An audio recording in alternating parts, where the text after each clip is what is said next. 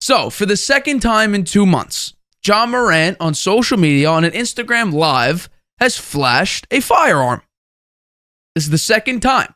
The first time, the NBA suspended him for 8 games. He only served, I believe, a 2-game suspension because he was away from the team. I think the team suspended him for the first 6 games.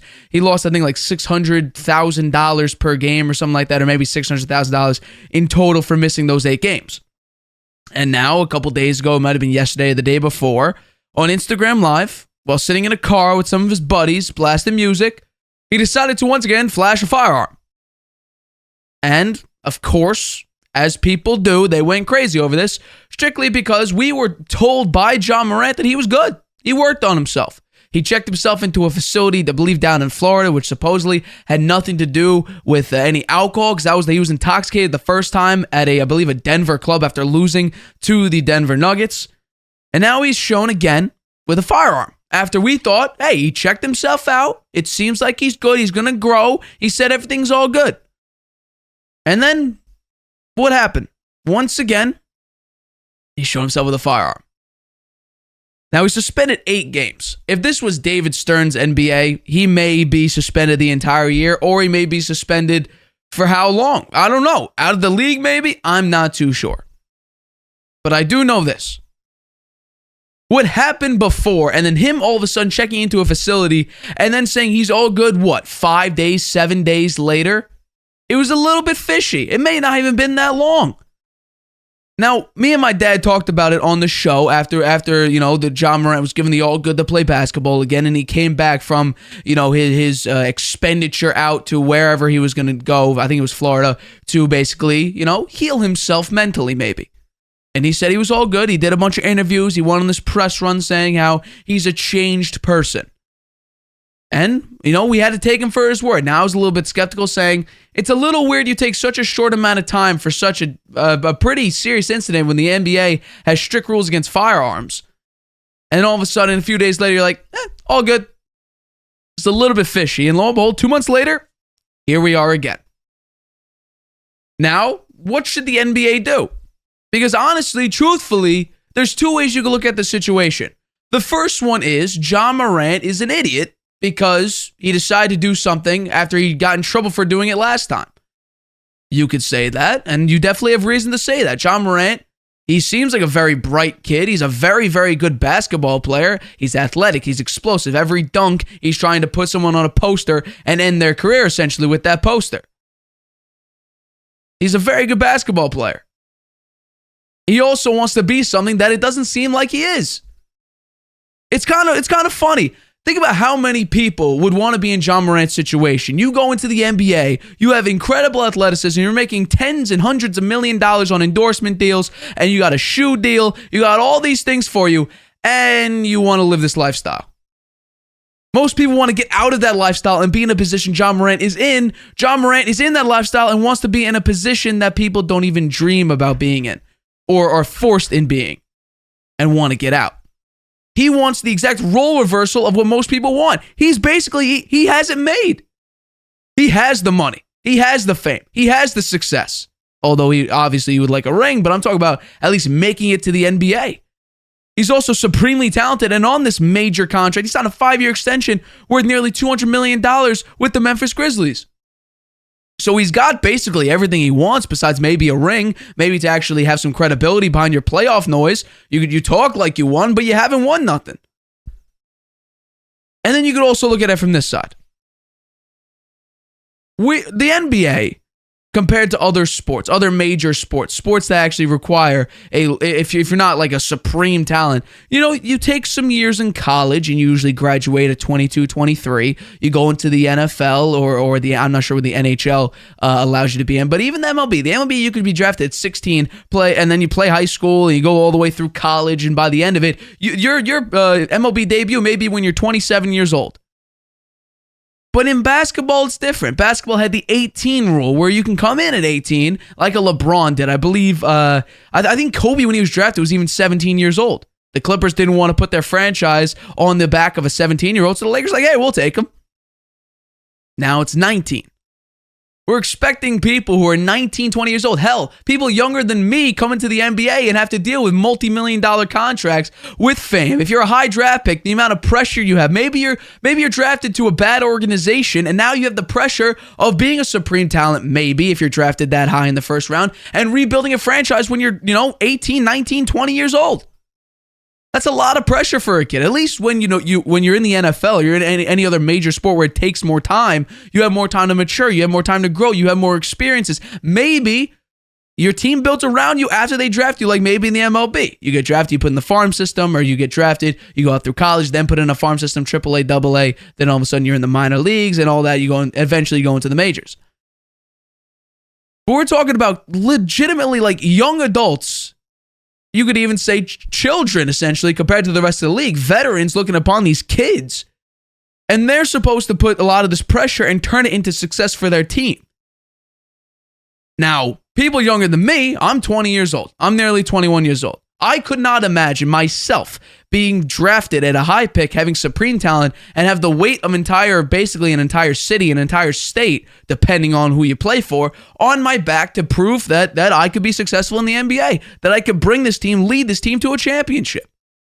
I couldn't even imagine that pressure. Hell, what I'm trying to do is build a career on this show, build a career so maybe I have the slimmest of margins to finally be on TV and do what I love doing, and that's talk sports.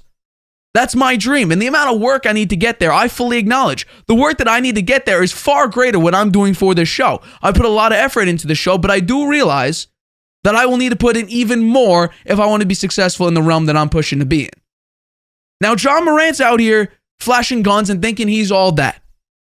I don't think that's a smart move. You're jeopardizing your own future, not only in the NBA, but God forbid someone actually tries to test you on if you're really with that.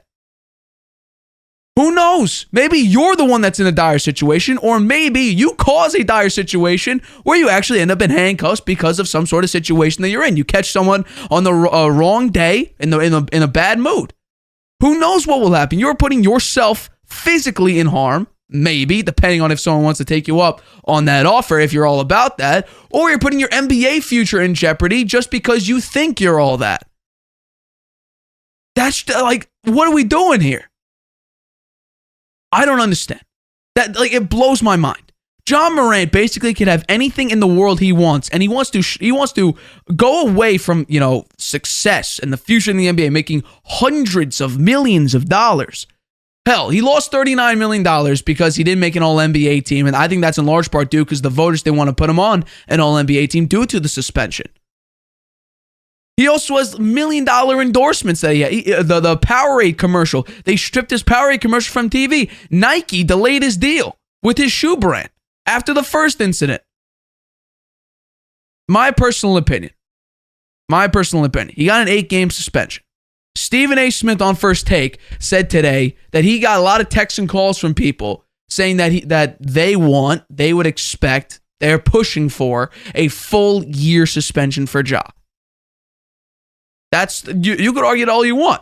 I think a half-game suspension, sort of do it like the MLB. I think it's 60 days for a first-time offender for PEDs. Then it's 100 games, and then you're out for a full season. 3 strikes, you're out kind of a system. Give him half a year off. 41 games, you're done. You got 8. You got 41. 41 at least will make an impression. You would think it would make an impression on Josh. And hey, you missed 8 games. You're out of a couple $100,000 or whatever. Your deals got delayed. Now, I'm curious exactly how the deals will work out now. If Nike will want to stay. If they keep pushing for Ja to be successful and grow. If Powerade will keep their deal with Ja. It's a big question here. Now, the difference between what Ja's doing and maybe what Kyrie's doing with all the backlash is Kyrie never actually physically injured someone or had the potential to physically injure someone. Now, he may, insult an entire race of people, but no one's getting physically injured. No one could get physically injured because of Kyrie's words. John Morant, on the other hand, flashing a gun. Yeah, I think some people will test you on that. So, my personal opinion, give him half a year. Hope that actually makes an impression on him. And I pray for Ja because only Ja could change his behavior. Now, people on the media, and including myself, because I guess technically I'm a part of the media, we can't exactly say, Ja, you need to do this, that, and the other thing to get well. No, it's up to Ja to do it. And the question is, will he? I think that's a big question that we have to understand is it's only Ja's decision. whether or not he's going to get better. He's a supremely talented basketball player. I don't think anyone, not a single person, can say that he's not a good basketball player. Now, is he championship level? You could debate that all you want. I think he's more of a Derrick Rose, supremely talented, highlight clip galore. Championship, by yourself, I'm not too sure about that. Only Ja could change his behavior. Now, we thought he changed before, but based on what happened a couple days ago, I don't think so. I mean, I pray for Ja. There's two ways you could take it. You could feel bad for him, the amount of pressure that he has to carry the Memphis Grizzlies, an organization that talks a lot. You have to back up what you say. It's a lot of pressure on you, especially when you're that young, with massive money deals, with, all the situation that you have going on in your life. Or you could take it as Ja, you screwed up. You're not the brightest of individuals when it comes out of, learning from your mistakes. You could take it either way. I think, honestly, I'm split between the two because I'm like, you got suspended. You lost damn near $40 million on one single part of your deal when you got an All-NBA. If you got an All-NBA, you would have made $39 million probably. And I don't want to hear the Second Amendment away. It's not about the Second Amendment. The NBA is a private organization. They make their own rules. So, while the Second Amendment is you have the right to bear arms, the NBA could say when you're a part of this organization, you cannot publicly display a firearm. That's something that they could do. So, I don't want to hear about Second Amendment here. It's not what this is about. This is about the fact that Ja's a part of he signed a contract, and the contract in the NBA says you're not allowed to do this. So, I feel for Ja. He's got to wise up here. Not only is your actual, future as a person on the line, your NBA career, something that you've built up basically your entire younger life, building, that could be going down the drain right now because of decisions that you make. Or rather, decisions you decide not to make. But that's my take on that.